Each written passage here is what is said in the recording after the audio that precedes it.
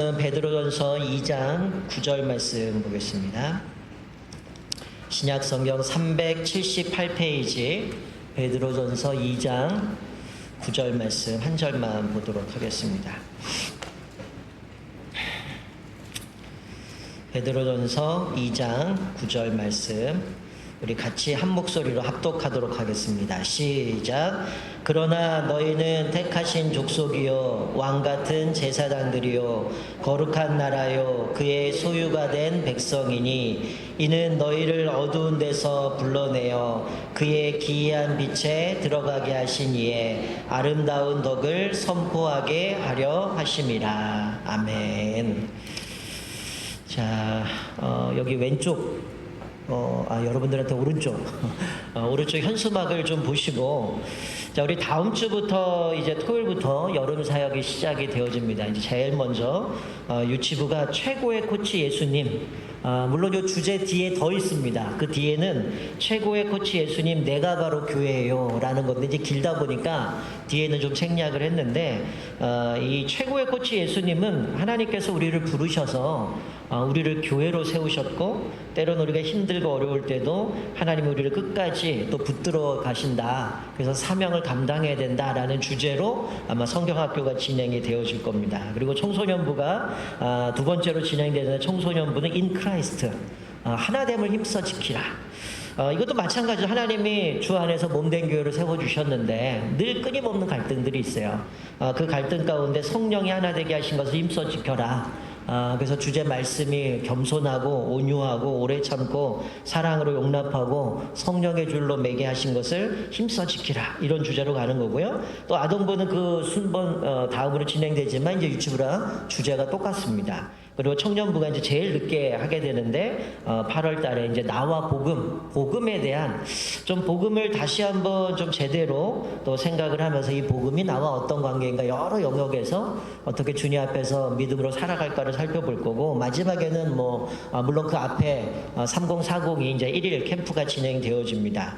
이렇게 해서 진행되는데, 오늘은 특별히 교육위원회 주간이고 이제 여름 사역을 앞에 두면서 오늘 이 부서들의 주제들을 쭉 살펴보니까 결론은 하나입니다. 교회가 뭐냐라는 거죠. 여러분, 우리가 지난번에 생캠을 하면서 교회가 무엇인가라고 했을 때 여러분 그 공동체 선언문 기억나시죠? 우리는 세상으로부터 부름받은 하나님의 공동체입니다. 또한 세상으로 보냄받은 그리스도의 제자입니다. 이렇게 우리 공동체 선언문을 우리가 고백하고 나눴는데, 여러분 좀 전에 특송한 것도 마찬가지고 가사를 보면 교회가 뭐냐면 에클레시아라고 이제 헬라어로 이야기하는데, 에크라는 거는 어디 바깥에서라는 의미거든요. 그러니까 우리가 바깥에서부터 부름받았다. 즉 세상으로부터 부름받은 공동체를 교회라고 얘기합니다. 우리는 흔히 교회라고 하면 건물을 생각하지만 성경은 우리에게 건물로 얘기하지 않습니다. 교회는 우리의 믿음을 고백하는, 또 밖의 세상으로도 구별된 선택받은 공동체를 교회라고 이야기를 하는 거예요. 자, 우리가 오늘 읽은 본문 말씀은 유치부, 아동부, 또 성경학교 주제 본문이긴 하지만, 이런 베드로서 2장 9절 다시 한번 띄워주시면, 여기는 우리를 하나님이 밖으로부터 세상으로도 우리를 부르신 특별한 목적을 갖고 계신다는 거예요. 그 목적이 뭡니까? 여기 보니까 우리를 구별해서 부르셨는데 우리를 제사장 나라로 삼으셨다는 거. 너희는 택하신 족속이 왕같은 제사장들이요 거룩한 나라다. 여러분, 이스라엘 백성이 출애굽을 하고 나서 시내에서 그들에게 얘기하고 너희들을 제사장 나라로 삼겠다고 말씀해요. 그리고 하나님 나라의 백성으로 선택하셨다라고 말씀해요. 근데 왜 그렇게 선택하셨습니까? 여기 베드로서 2장 5절 말씀, 9절 말씀을 보니까 뭐라고요? 하나님이 행하신 놀라운 일들을 알게 하시기 위함이라는 거예요. 그것을 알게 하시기 위해서 어두운 가운데서 빛으로 불러내셨다라는 거야. 하나님이 행하신 일이 뭡니까? 사도 바울의 표현대로 얘기하면 허물과 저를 죽었던 우리들이에요. 사단의 종로로 됐던 우리들이에요. 그런 우리들을 부르셨어요. 죄인인 우리를 부르셔서 예수님이, 의로우신 예수님께서 우리를 의인으로 삼아주시죠. 어떻게 해요? 십자가의 죽으심으로 우리를 죄인이 아니라 의롭게 여기셨고, 그래서 우리를 하나님의 자녀로 삼아주셨다는 거예요.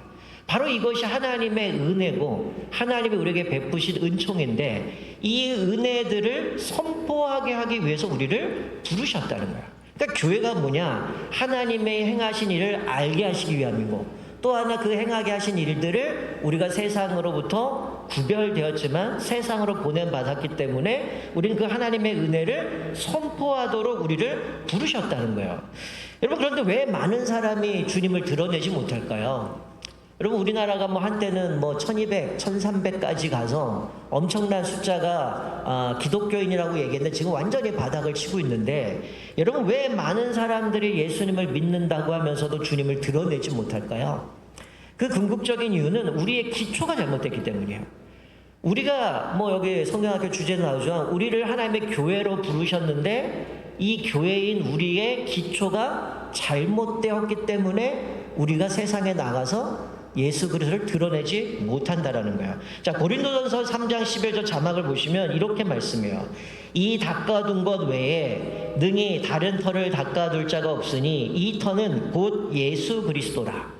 이런 교회의 기초가 뭐라는 거예요? 예수님이라는 거죠. 교회의 기초는 크게 세 가지로 얘기할 수 있는데, 첫 번째로 얘기하는 것은 그리스도가 교회의 기초라는 겁니다. 여러분, 그리스도가 교회의 모퉁이 또리가 되시고 머리가 되신다고 성경은 말씀해요. 자, 그림 하나 보여주시면, 자, 그림 하나 띄워주시겠어요? 자, 여러분, 이스라엘은 평소에 거의 비가 오지 않습니다. 평소에 비가 오지 않는데 이제 우기가 되면 비가 엄청나게 와요. 비가 많이 오게 되면 이 호우 때문에 차례대로 이제 빗물이 쓸려가다 보면 모래들이 다 쓸려 나갑니다.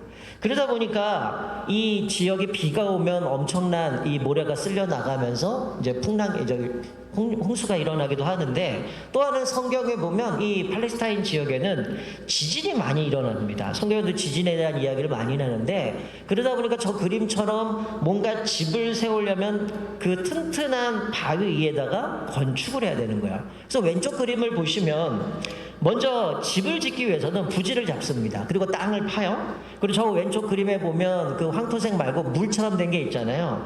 저게 바로 그 왼쪽 그림에 있는 땅을 파고 회 반죽으로 평평하게 만듭니다. 그리고 그 위에다가 큰 사각형의 기초돌을 놔요. 그 기초돌을 놓고 그 위에다 또 기초돌을 놓는데, 우리가 뭐 우리 아모스에서 나오지만 뭐예요? 이 당시에는 뭐 지금처럼 뭐 자나 이런 게 돼 있는 게 아니니까 기초돌을 놓고 갈대로 길이를 잽니다. 그리고 거기다가 측량줄로 세워서 이게 반듯하게 섰나를 확인하고 거기서 건물을 하나씩 하나씩 세워가게 되는 거죠. 자, 그런데 오른쪽에 목의 그림을 보면 여러분, 저 동그라미로 점점점 돼 있는 게 뭐냐면 저게 모퉁이 돌입니다. 그러니까 건축을 함에 있어서 저 모퉁이 돌은 이 왼쪽과 오른쪽에 이 쌓아가는 것들을 이 모퉁이 돌이 딱 잡아주는 역할을 하는 거죠. 그러니까 기역자 모양의 돌을 세워서 왼쪽과 오른쪽의 돌을 붙들고 있음으로 인하여서 이 벽의 이 양쪽에 있는 무게의 하중을 저 주축돌이 코너에 있는 그 돌이 버텨주고 있는 거죠. 그리고 이것이 두 개가 흩어지지 않도록 붙들어주는 겁니다. 즉, 성경은 예수님, 메시아를 이야기할 때 이렇게 얘기를 해요. 예수님을 메시아라고 우리가 알고 있는데, 메시아라고 얘기할 때 기초돌이다, 또 모퉁이 돌이다, 이렇게 표현을 하고 있습니다. 즉, 성경은 이 교회를 세워감에 있어서 바로 예수님이 기초가 된다라고 하는 것은 교회를 건축함에 있어서 그 기준이 뭐냐는 거예요? 예수 그리스도라는 거죠. 그리고 성도들이 밖으로 흩어지지 않도록 붙들고 계신 것도 예수 그리스도다. 그 예수님이 붙들어 주신다는 거예요. 그래서 제가 늘 뭐 소그룹 얘기 때도 말씀드리지만, 교회의 DNA가 뭐냐라고 하면 그거는 예수 그리스도라는 거죠. 그러니까 우리가 어떤 공동체, 교회 공동체인데 그 안에 예수님이 빠진다. 우리가 어떤 사역을 하는데 예수님이 빠진다. 교회를 얘기할 때 예수님이 빠진다. 또 여러분도 하나님이 우리를 교회로 부르셨는데 내 삶에 예수님이 빠진다. 그거는 교회가 아니라는 거죠. 공동체가 모였는데 거기가 예수님이 빠지면 그 개모임과 똑같다라는 거죠. 성경은 우리에게 그렇게 얘기합니다. 올해 통계에 낸 거에 보면 한국교회 기독교인들 중에 심지어 40%가 명목상 그리스도인이라는 거예요. 교회는 다니지만 그 안에 DNA가 예수가 없는 거예요. 기초가 예수님이 없는 겁니다. 그냥 사람 좋아서 습관적으로 교회는 가지만 그 안에 예수 그리스도를 구주로 받아들이지 않는 그런 사람들이 40%는 거예요. 뭐 명목상 그리스도인, 뭐 가나안 성도, 뭐 이런 표현으로 많이 쓰지만 한국교회 40% 정도가 명목상 그리스도인이라는 거예요. 여러분, 코로나 이후에 기독교인들, 한국의 기독교인은 30%가 떨어져 나갔거든요. 근데 그 나머지 있는 사람들 중에 40%가 명목상 그리스도인이라면 실제적으로 정말 그리스도를 기초로 한 교회가 얼마나 되겠냐라는 거죠. 그래서 우리가 그분 안에서 교회가 존재하고 성장하기 때문에 교회의 기초는 예수 그리스도라는 겁니다. 그리고 그리스도는 각 성도들이 개개인의 성령께서 우리 안에 내주해 주시고 또 교회 공동체 안에 내주해 주시죠. 그래서 우리 청소년 그 주제가 인크라이스트잖아요. 교회라는 그리스도 안에 존재하는 겁니다. 성령이 우리 안에 내주하시고 성령이 우리를 하나 되게 하시고 그 공동체를 통해서 하나님의 교회를 세워가시고 이뤄가신다는 거죠. 물론 우리 개인도 교회지만 믿음을 고백하는 성도의 모임인 거죠. 자, 둘째로 교회의 기초가 뭐냐? 사도들과 선지자들의 터 위에 세워졌다는 거예요. 자, 에베소 2장 20절 자막을 보시면 너희는 사도들과 선지자들 터 위에 세우심을 입은 자라. 그리스도 예수께서 친히 모퉁이 돌이 되셨느냐. 자, 사도들과 선지자들의 터 위에 세우셨다. 여러분, 사도들과 선지자의 터가 뭘 얘기하는 겁니까? 베드로와 그와 함께 있던 사도들의 삶이에요. 그리고 베드로가 고백했던 그 믿음, 우리가 흔히 익투스라고 얘기하는 주는 그리스도시요 살아계신 하나님의 아들입니다라고 고백을 했는데, 여러분 마태복음 16장 18절 이렇게 말씀하죠. 내가 내게 이르노니 너는 베드로라. 내가 이 반석 위에 내 교회를 세우리니 음부의 권세가 이기지 못하리라. 여러분, 지금 사도들과 선지자들의 터 위에라는 건 뭡니까? 그들의 믿음의 삶, 그리고 그들의 믿음의 고백 위에 교회를 세우겠다라고 말씀합니다. 주는 그리스도시요 살아계신 하나님의 아들입니다라는 그 믿음의 고백 위에 교회를 세워간다라고 말씀해주고 있는 거죠. 그러니까 교회의 기초가 예수 그리스도시고 또 하나는 바로 분명한 믿음의 고백 위에 교회를 세워가신다라고 말씀하고 있는 거죠. 그러니까 사실은 교회의 공동체는 여기 마태복음에 있는 것처럼 음부의 권세가 이기지 못한다는 거예요. 근데 끊임없이 사도는 어떻게 해요? 교회를 무너뜨리려고 계속 유혹합니다.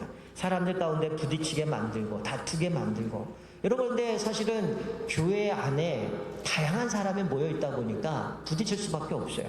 근데 우리가 뭘 생각해야 되냐면 나와 다르면 적이 아니잖아요. 다를 뿐인데 우리는 틀렸다라고 생각하니까 내가 뭔가 얘기한 거에 반론을 내면 나를 무시하네? 나한테 덤비네? 이 생각을 하면 교회는 깨질 수밖에 없다는 거예요. 그래서 이 하나님께서 교회를 세워감에 있어서 뭐라고 말씀해요? 이 반석 위에 교회를 세운다라고 말씀하셨는데 음부의 권세가 이기지 못하리라. 분명히 하나님께서 이 교회를 붙드시고 계신다라고 말씀합니다. 그런데 우리 안에 그리스도인이라고 하는 사람들이 부딪히고 교회가 깨지는 건 뭐예요? 우리의 기초가 잘못됐기 때문이에요.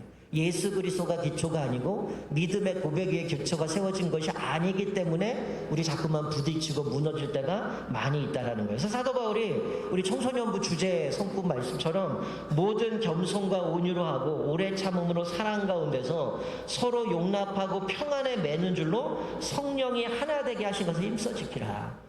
뭐라고 말씀해요? 성령이 하나 되게 하신 것을 힘써 지키래요. 어떻게 해요?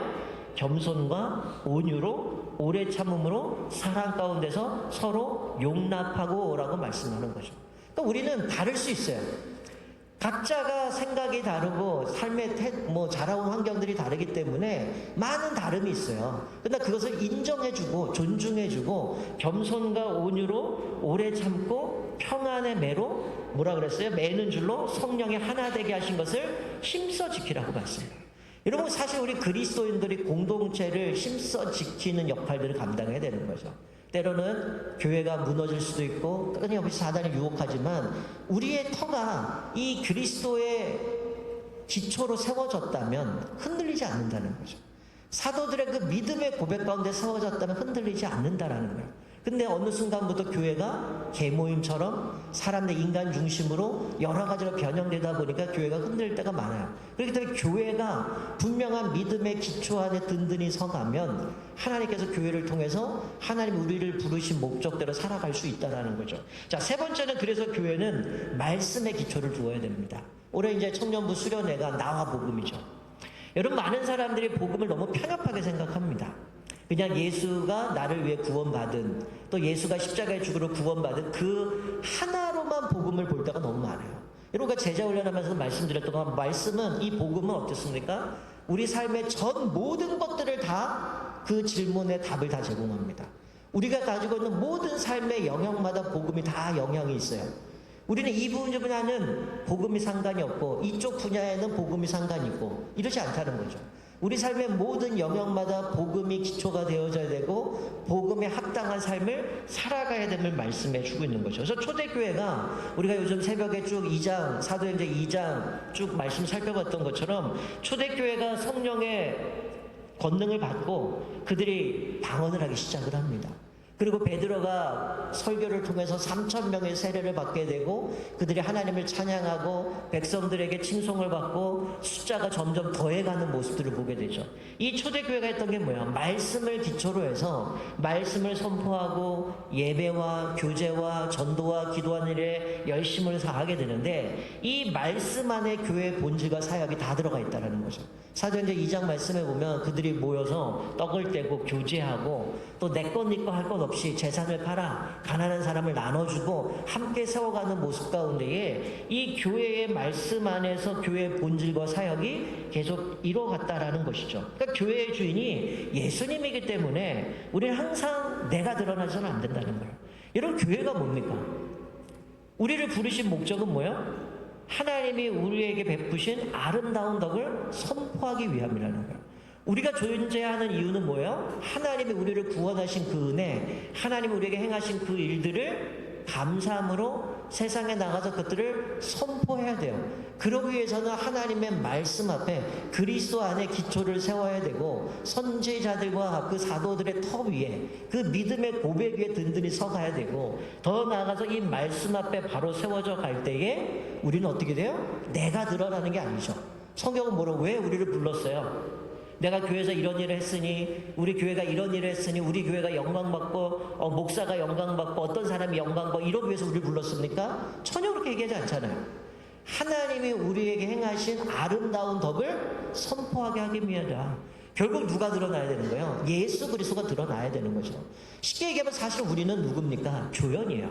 우린 주연이 아닙니다. 주연은 예수 그리스도가 드러나야 되는 거고 예수님을 빛나게 하기 위해서 우리는 뒤에서 역할 감당해야 되는 사람들인데 우리가 기초가 잘못되니까 내가 중심인 거죠. 내가 드러나야 되고 내가 영광 받아야 되고 내가 사람들에게 알아줘야 되고 이러다 보니까 무너지는 모습을 봅니다. 특별히 이 아동부와 유치부 이 교재 가운데 보면 베드로를 이야기합니다. 베드로가 어떤 사람이에요? 죄인이었잖아요. 근데 예수님이 그를 부르십니다. 물고기 잡던 베드로를 부르셨고 그가 예수님을 만났더니 그가 회개하고 주님 앞에 영접하게 되죠. 그리고 예수님이 그를 교회로 부르셨어요. 그런데 베드로는 어떻습니까? 예수님을 오해했죠. 자기가 생각하는 정치적인 메시아로 생각했는데 그분이 그러지 않으니까 마지막에는 3번 부인하고 배신을 하지만 예수님은 다시 베드로를 찾아오셔서 어떤 상황에도 그를 포기하지 않고 그를 다시금 부르시고 사명을 회복시켜 주시고 그 일을 감당하게 해요. 그래서 우리 사도행전을 보면 그렇게 배신했던 베드로가 이제는 성령의 능력을 입게 되니까 어떡합니까? 복을 위해서 달려갑니다. 옛날 같았으면 배신하고 도망가고 부인했던 사람이 사람들이 그에게 얘기할 때 담대하게 예수를 선포하게 되고 그 예수님만이 드러나게 되잖아요. 우리가 주일에 살펴볼 말씀도 이제 안전뱅이를 고치는 사건이 나오지만 그 뒤에 내용은 뭐라고요? 왜 우리를 주목하느냐? 우리 능력을 한 줄 아느냐? 예수 그리스도의 이름으로 했다. 예수를 드러내거든요. 완전히 사람이 달라지는 모습을 보게 돼요. 우리가 이번 여름 성경학교를 통해서 우리 주일학교 아이들 또 우리 청년에 이르기까지 모든 우리 주일학교 아이들이 정말 주님 앞에서 우리가 교회라는 거 우리가 40일 동안 교회 정체성들을 쭉 살펴봤지만 우리의 기초가 뭔지를 좀 생각해 봤으면 좋겠어요. 우리의 삶의 존재의 근간은 예수 그리스도입니다. 그리고 예수 그리스도 앞에 우리를 부르신 그 믿음의 고백 가운데 교회를 세우시겠다고 말씀했고 우리 교회는 하나님 우리에게 하신 아름다운 덕을 선포하기 위해서 우리를 특별히 구별하여 부르셔서 제사장으로 또 하나님 나라의 백성으로 또 우리를 삼아주셔서 아름다운 덕을 선포하도록 부르셨다라는 것이죠. 특별히 교회는 건강한 공동체를 통해서 성장하게 되어지는 거죠. 우리가 혼자 떨어져서 영적으로 자라고 성장하는 사람들은 볼 수가 없어요. 우리는 특별히 그리스도인은 우리가 함께 영적인 공동체 안에서 영적인 가족 안에서 든든히 서갈 수 있습니다. 우리가 사도행전 2장에도 나오고 앞으로 살펴보게 된 4장에도 나오는 것처럼 그 성도들이 함께 모여 그들이 기도하고 교제하고 서로 구제하고 하나님의 주신 사명 따라 그 일들을 감당할 때에 그들이 점점 든든히 서가고 교회가 확장이 되어져 가고 하나님의 나라를 온전히 세워갔던 모습을 보게 되어집니다. 특별히 이번 여름 사역들을 통해서 우리 유치부부터 청년에 이르기까지 이 성경학교 수련회 캠프를 통해서 이 주제인 교회를 통해서 우리가 누군가, 왜 우리를 부르셨는가, 또 이 주일학교 자녀들이 이 기간을 통하여 좀 예수님을 인격적으로 만나게 되고 또 그것을 통해서 하나님의 나를 부르신 분명한 목적들을 깨닫는 시간이 됐으면 좋겠어요. 그리고 또 여기 어르신들, 또 우리 어른들은 한 분 한 분마다 이 우리가 지난주에 작성한 것처럼 우리 주일학교를 위해서 기도하실 터인데 이 아이들뿐만이 아니라 우리 부모들, 우리 조부모님들, 또 우리 성도들이 다시 한번 우리가 교회로서 어떤 기초를 가지고 믿음으로 살아가야 되는가, 어떻게 주님 앞에 우리 사명을 가지고 감당해야 되는가, 다시 한번 이 여름에 우리 천산의 모든 공동체가 하나님 우리를 특별히 부르셨고 또 우리가 그리스도의 기초 가운데 교회로 세워졌는데 우리가 하나님 앞에서 우리에게 주신 사명 따라 우리가 아름다운 덕을 선포하며 또 하나님의 일하신 것들을 선포하고 또 찬양하면서 우리의 무엇보다 날마다 말씀 앞에 온전히 붙들려서 날마다 주님만을 온전히 드높이는 저와 여러분 되시기를 주님의 이름으로 축원드립니다. 아멘. 우리에게